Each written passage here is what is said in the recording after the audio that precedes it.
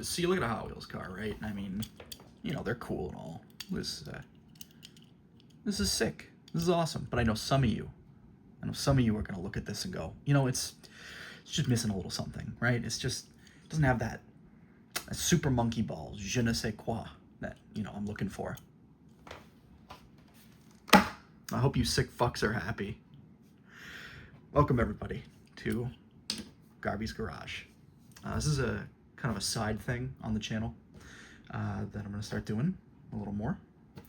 I know I've been gone for a long ass time, about 6 months now actually, but I have no excuse. I just got lazy, and I'm back. So we're gonna try doing this because I think this is something that I have a couple ideas for, a couple little things down the pipeline. This is gonna be a show focused on, well, Hot Wheels cars. I grew up with Hot Wheels for, I mean, a pretty massive chunk of my childhood. For reference, I'm an early 2000s kid. I was born in 2001, and I started really getting into Hot Wheels around 2003, 2004, around the time that the animated movie Hot Wheels World Race came out.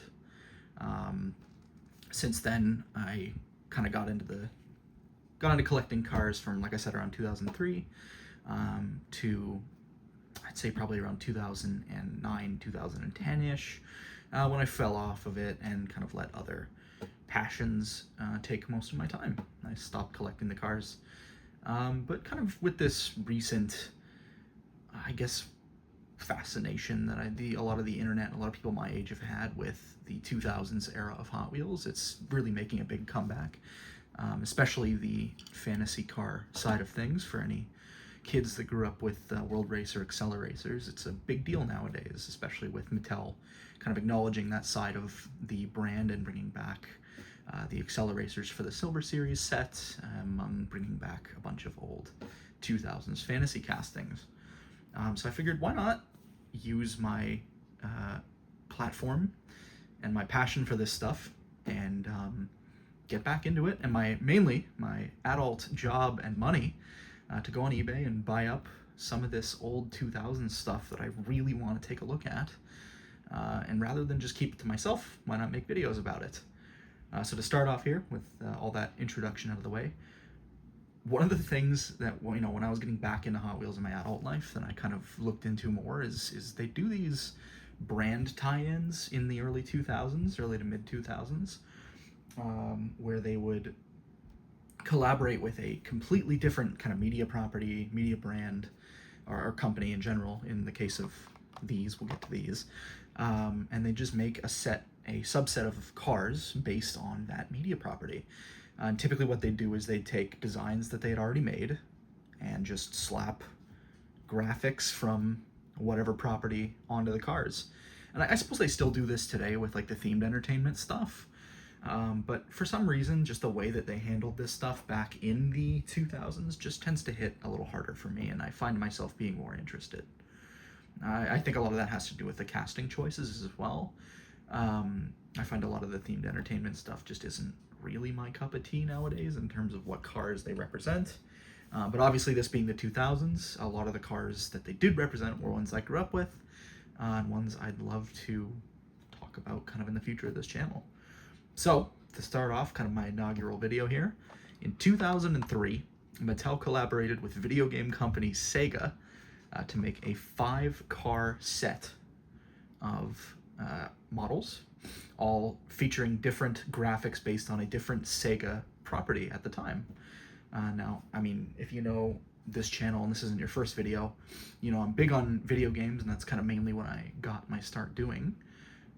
So I figured, why not start off this kind of second series on the channel with a look at something that kind of bridges the gap between die-cast cars and Hot Wheels specifically, and video games, and take a look at this SEGA set.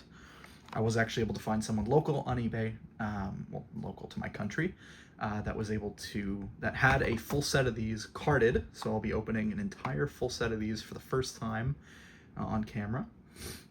And yeah, I have not owned any of these prior to this.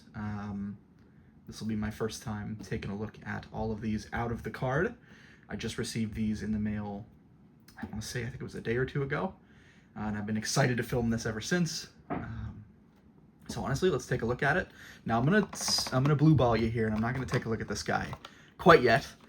Instead, we'll go in set order, and we'll start with car number 1, which is one I'm quite excited to take a look at.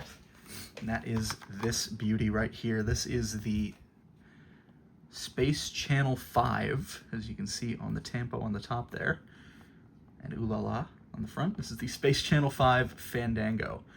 Fandango was a 2001 new model, I believe.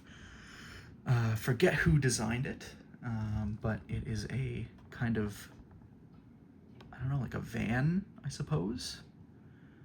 Cool, almost tuner JDM style van. I love this casting. I had one of these growing up. It was the one, if I can find a picture of it, I'll show it on screen. It had like graffiti art on it. It was like a lime green. I loved that thing. That was one of my favorite cars as a kid. And so to see it in this Sega Space Channel 5 livery is super cool. I've never played Space Channel 5 myself, but I have seen people play it, and I know enough about it to where I really appreciate the detail on this car. So let's get this open. Let's get this out of the card. This car has not breathed fresh air in, God, 23 years it's been, I guess. Shit, I'm old. But yeah, let's get this open. Of course, right? You gotta love when you open a blister. Come on, man, really? Well, this is a great omen for things to come for this series. I'll have to... Oh my god, dude, there's like no paper left. Great. This is fantastic. Oh, watch me do unspeakable things to this ancient car. Well, am I gonna need scissors for this?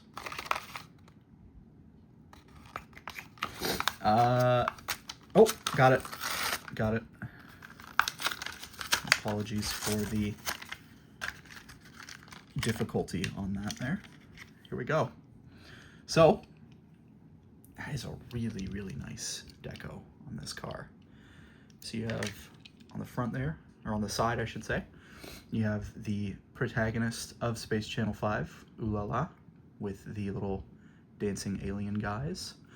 On the top, you get the Space Channel 5 logo. I do notice that there seems to be a bit of like dirt or like leftover paint on the tampo there, if you can see, kind of where my finger is, which kind of sucks. I was hoping to get these like minty, but that's all right.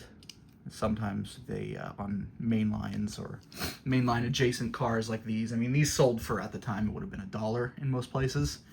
So naturally, there are going to be quality control kind of snubs like this. It comes with the territory. Not much on the back there, as you can see. It's just nice and clean. Same deco on the other side. And then, like I said, you get that Space Channel 5 logo on the top, and the front and hood are clean as well. Otherwise, the car's in this really nice kind of silver metal flake with, like I said, those decos there. Smoked out window. It looks like a black interior from what I can see. And chrome PR5s. Classic wheel type, still used today. Base is black, as you can see there. Fandango, if I can get it in the light. I know my lighting's kind of not great. I'm still working on this whole setup. And one thing you'll notice about this model, if you look at the base here, so if you buy a Hot Wheels today, this is kind of interesting for those who don't know. If you buy a Hot Wheels today, for example, I think they still cast Fandango. If you look at the base of it, it's going to have 2 of these rivets. So these rivets are how the car is kind of held together, how they're assembled. It's these rivets that go from the body of the car to the base that hold it together. And any Hot Wheels mainline that you buy, any $1, or I guess they're $2 here in Canada now, will have 2 of those rivets on either side of the car. However, if you can see with this Fandango here, it's just 1 rivet, and there's nothing on this side of the car. Because, if you look at the back of the car here, you'll see a bit of the interior, or a bit of, sorry, not the interior, a bit of the base sticking through here, kind of where like the license plate would go. That is what we call a tab. So the car is, at this time, Hot Wheels cars were assembled by human hands. Nowadays, it's a robot that sandwiches the cars together vertically like that. But back in the day, these cars were assembled by human hands, so they could get a little more intricate with designs, and have designs where you have one rivet and then a tab kind of, so the body, so the base of the car kind of slots in like this, which can make for some really interesting designs. I don't think Fandango is too... I don't think it uses the tab and post design to its fullest extent. There are some castings, I would say, make better use of that. So eventually, when they switched over to assembling cars with a robot, all these cars that used tab and post designs had to be what we call retooled, which basically means that the car, the tooling of the car, which is what we call how the parts used to make the individual castings, had to be completely redone for all these cars that use tab and post, because obviously a robot can't vertically sandwich together a car that has a base piece that needs to be slotted in kind of sideways like that. So a bunch of Hot Wheels cars were either completely scrapped, their designs were never used again when it switched over to being a robot, or they were retooled, which means that they went from being tab and post to two tab, or two rivets as we call them. Two posts, I should say. So this was one of the ones that I think is still around today and has just been retooled for a two rivet rule. And I believe that is, I believe it's not too different from this Fandango. I'll have to get myself a modern version of a Fandango, because like I said, I really, really like this car.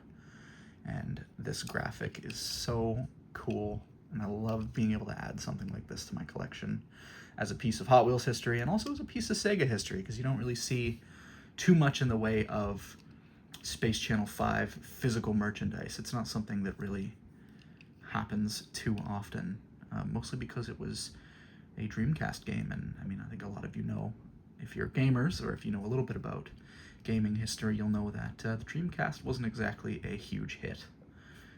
So yeah, that's the Space Channel 5 Fandango. Super, super neat car. Really love this design, and this is a fantastic collection piece.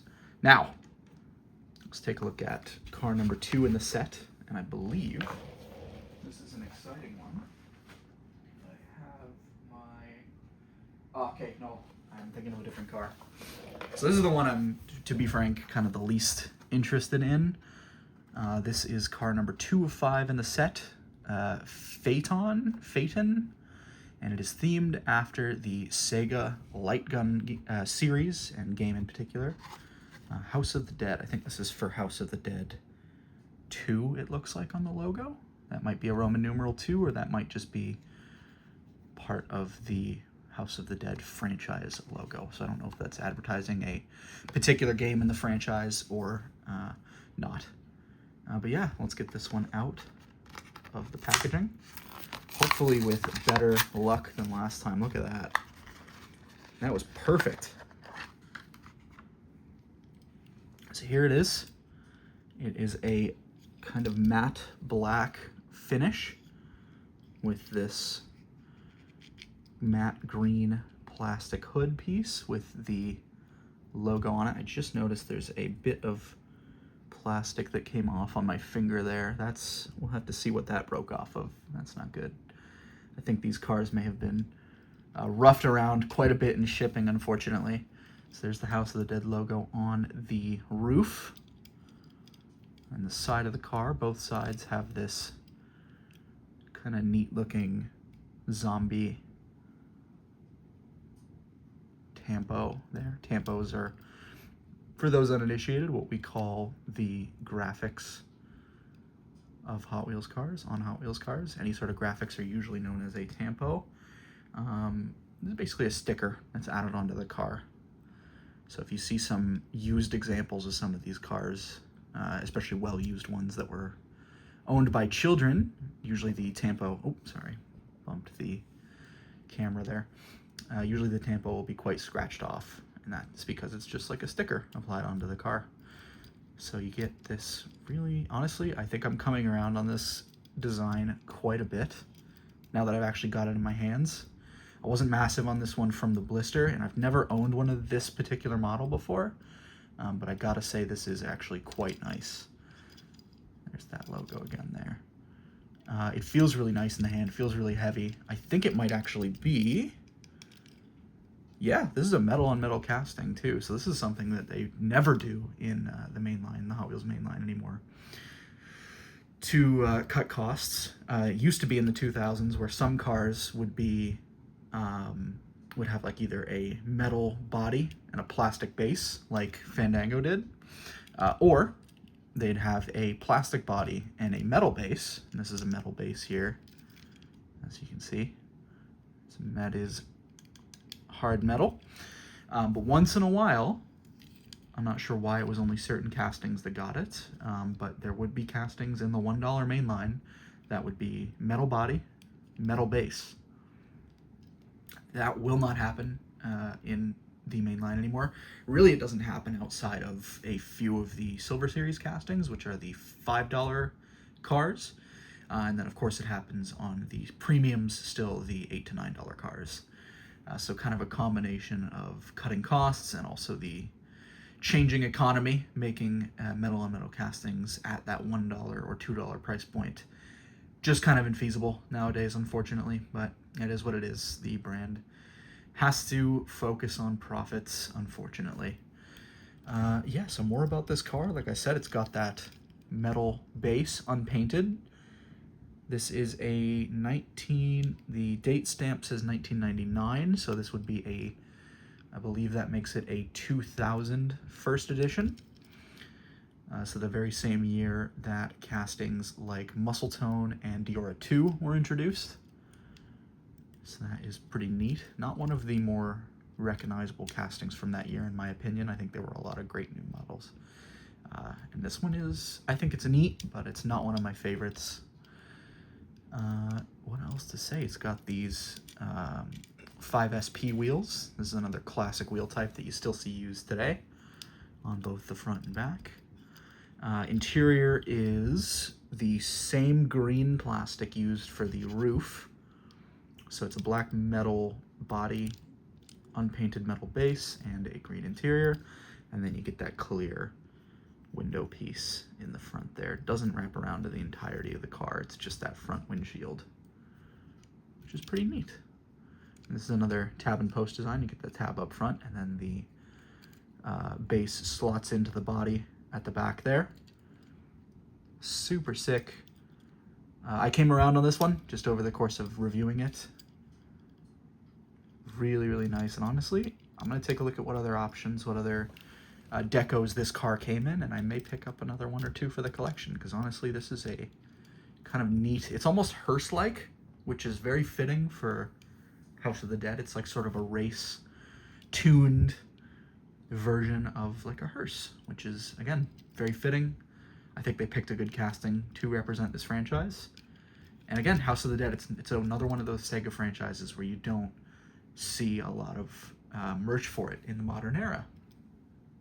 So this is really, really cool. And I think this one's a cute win in my book. I came around on it. It's not bad. Let's take a look at that next car. Get the packaging for Phaeton out of the way. And yeah, okay.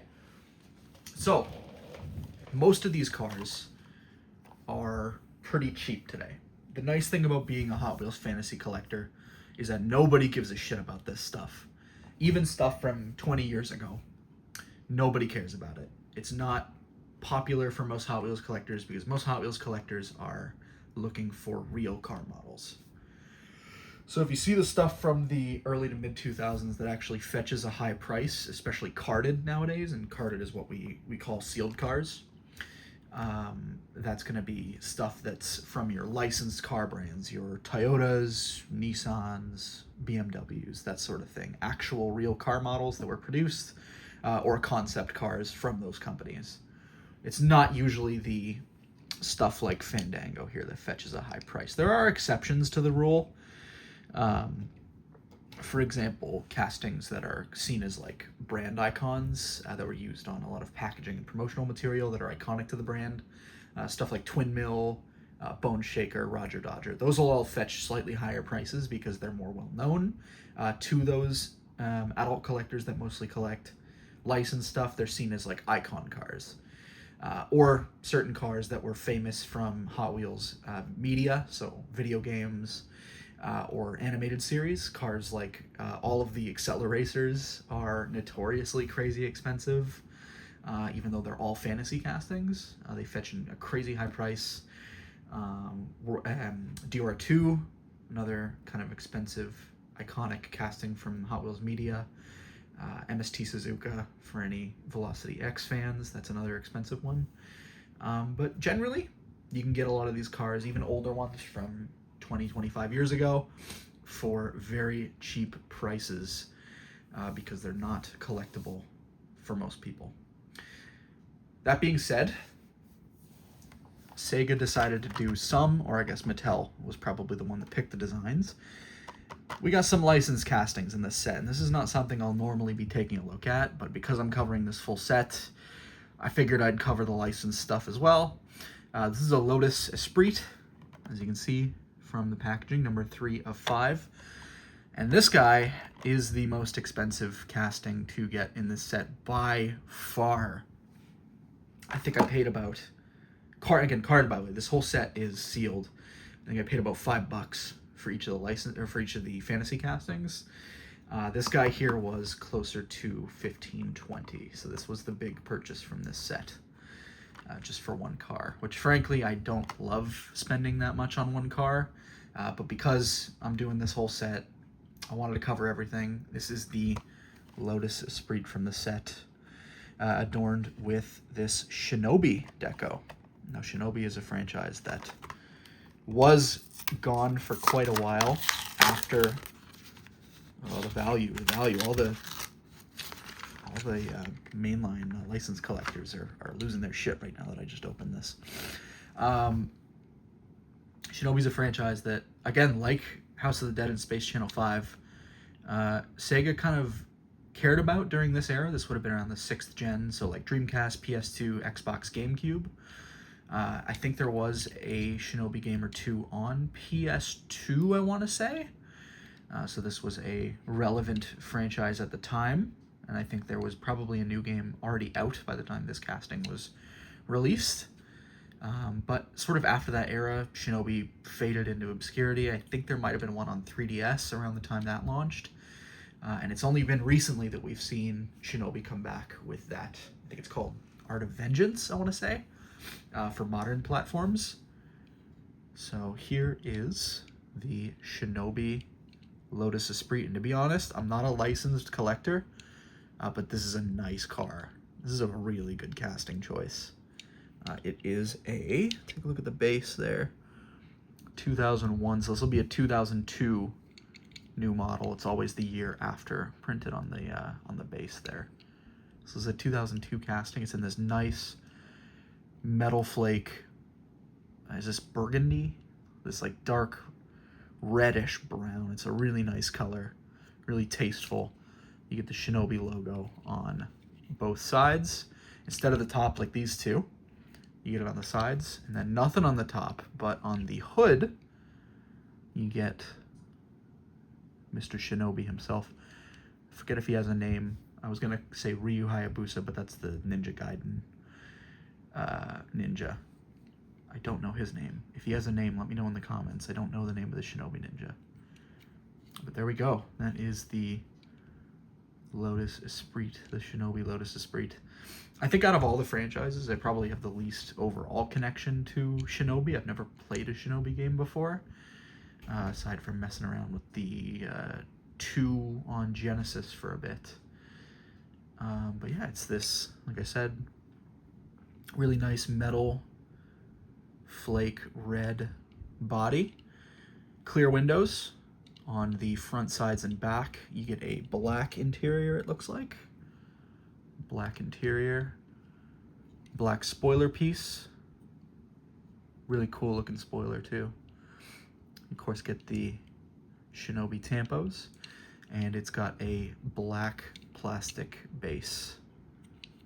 Lotus Esprit there. 2 rivet car, which did happen quite a bit. Even with the old cars, you'd still see 2 rivet cars quite a bit. It wasn't that every car was tap and post like I'm making it out to be. So this one would have had minor retool changes that needed to be done if this car is still produced today, which, to be fair, I don't know if it is or not. It may not be.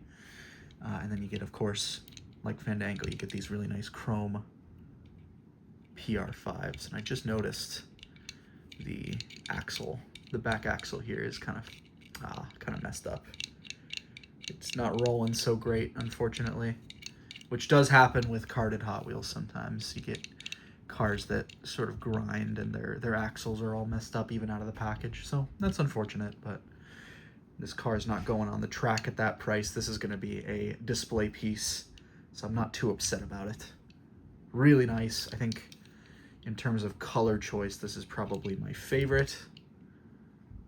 And it's a really, really tasteful, nice casting. I will say, though, with the limited color on the tampos, they only have access to, I think it's 4 or 5 colors on each tampo. Our Ninja guy does look a little goofy. You can see there. It looks a little off, which is maybe the only thing I can kind of strike against this car, is that it does look a little goofy. But otherwise, I think it's really tasteful, really nice, and a great addition to this set. Now, for the moment you've all been waiting for. I teased you with this at the start. And it was sitting here on the table throughout that whole intro.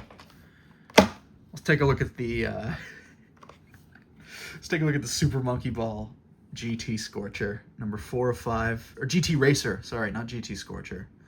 That's a much newer casting that didn't exist when this car came out. So one thing that I will say, and I can kind of bury the lead here now that we've seen most of the cars, there is no Sonic the Hedgehog car in this set. And you'd think, if this was modern Sega and they did a set like this, I mean, you'd think it would probably have at least one Sonic car, if not the entire set being Sonic themed. But this is back when Sega still had other franchises that they cared about that weren't Sonic and Yakuza. So you get a really nice mix of Sega franchises that don't get a lot of merchandise, that don't get a lot of representation today.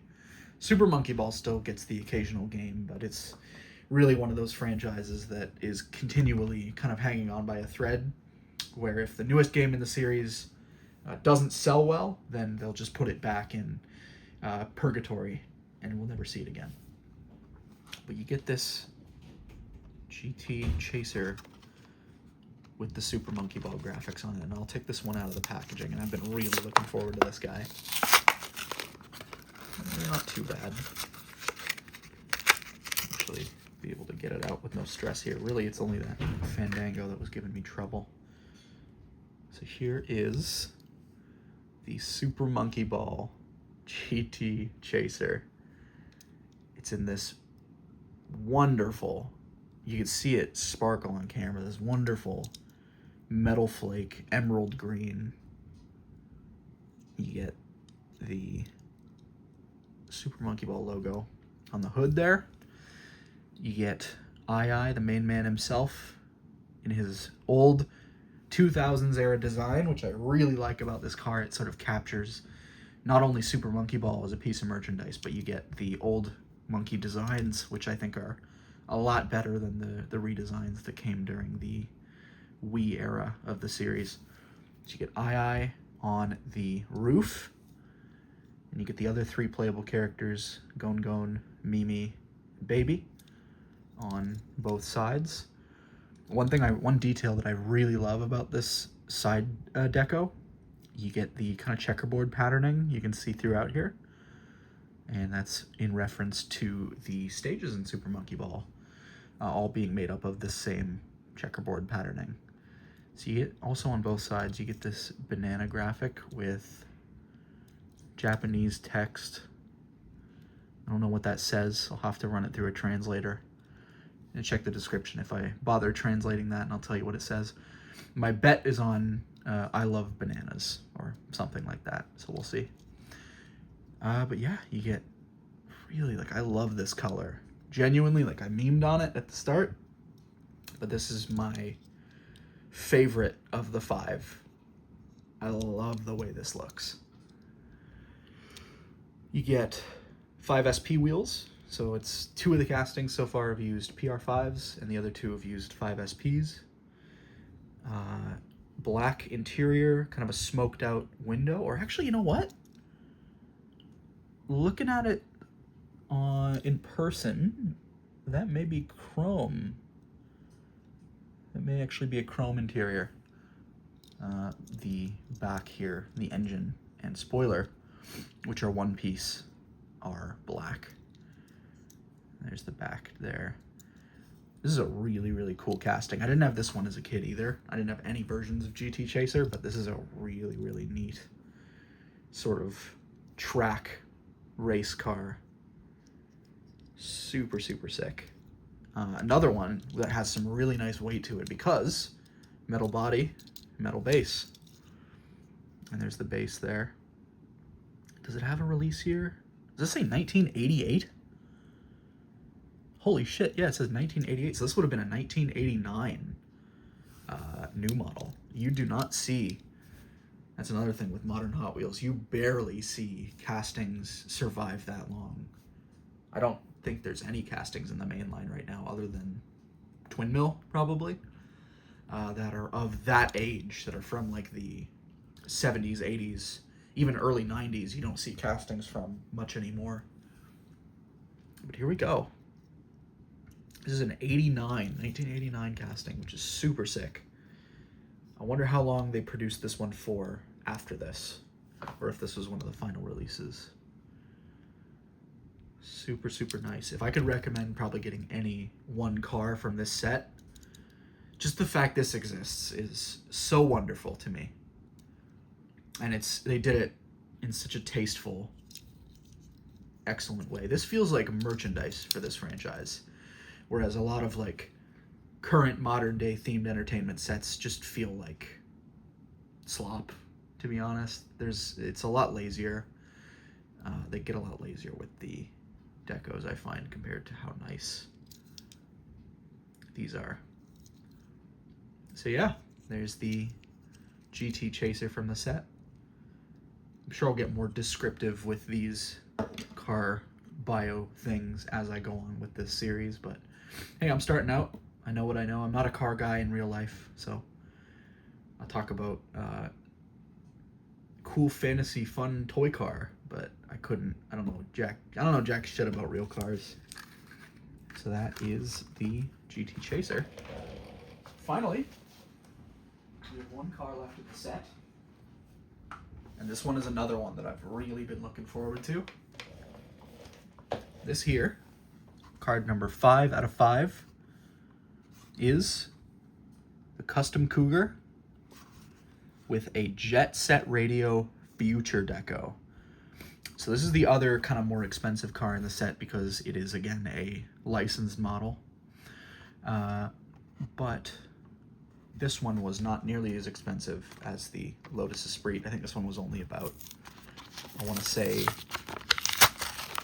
I think it was like $10. And the other castings were like $5. And then the Lotus was like $15, $20. So this one was not too bad. And wow, that is nice. It's got this really, of its era, early to mid 2000s JDM tuner look that so many of us collectors adore today. It's got this matte, not really matte, it's got this like pearlescent yellow paint to it. Really nice decos. Jet Set Radio Future, I think, fits so well as a tuner car. These decos, the logos. Look at that. Look at that. That looks like the logo for this game looks like it would be like a sponsor on a early 2000s JDM model. JDM car. That is so cool. So you get the Jet Set Radio, kind of smaller, abbreviated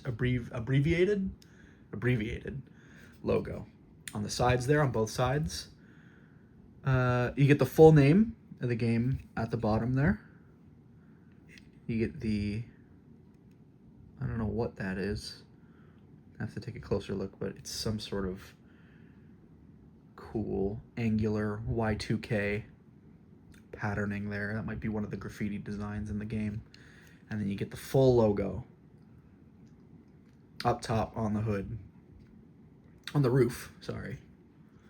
And the one thing I noticed that I didn't notice before taking it out of the packaging, that hood is completely transparent. It's actually part of the window. So it goes straight from front window piece into the transparent hood, so you can actually see the entire engine in there, which is super, super sick. I feel like you don't see that on modern castings basically at all. But yeah, you get this really nice clear window piece. Like I said, yellow body. That is a chrome interior in there.